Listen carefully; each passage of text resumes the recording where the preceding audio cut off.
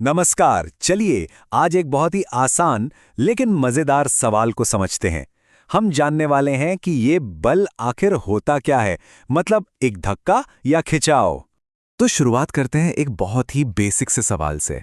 आखिर वो क्या चीज़ है जो किसी भी ऑब्जेक्ट को हिला देती है, रोक देती है या उसकी डायरेक्शन ही बदल देती है? हम सब ये रोज देखते हैं, है ना? पर क्या कभी सोचा है कि इसके पीछे साइंस क्या है? अच्छा, इसको समझने के लिए ना एक बहुत ही कॉमन सा एग्जांपल लेते हैं। सोचिए, जमीन पर एक बॉल लुढ़क रही है। अब वो हमेशा तो चलती नहीं रहती, सही कहा ना? थोड़ी देर बाद वो धीरे होती है और फिर रुक जाती है।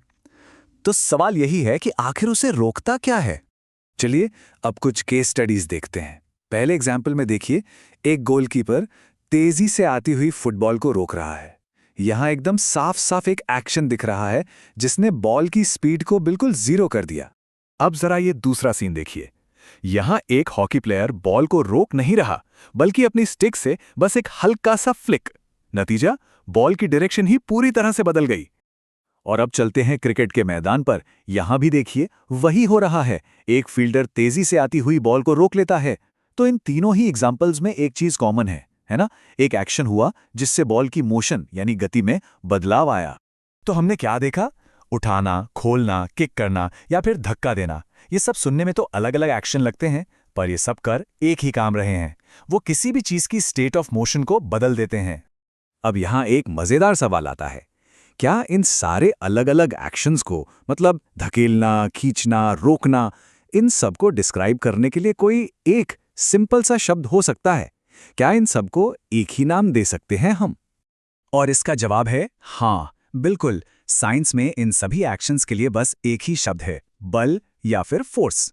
और बल का मतलब बहुत ही सिंपल है, किसी भी ऑब्जेक्ट पर लगाया गया एक धक्का या फिर एक खिंचाव, बस इतना ही। तो अब हम अपने पुराने एग्जाम्पल्स को एक नए तरीके से देख सकते हैं। वो गोलकीपर, हॉकी प्लेयर और फील्डर, वो सब असल में क्या कर रहे थे? वो बॉल पर बल लगा रहे थे। चाहे वो किक हो, पुश हो या फ्लिक, ये सब असल में बल लगाने के ही तो अलग अलग तरीके हैं। तो ठीक है, अब ये तो समझ आ गया कि बल क्या होता है। तो चलिए अब ये देखते हैं कि आखिर कर क्या क्या सकता है। तो सबसे पहला और सबसे जरूरी काम जो बल करता है वो है किसी चीज की स्पीड को बदलना। मतलब ये किसी चलती हुई चीज को और तेज कर सकता है, जैसे हम झूले को धक्का देते हैं, या फिर उसे धीमा कर सकता है, जैसे गाड़ी में ब्रेक लगाते हैं।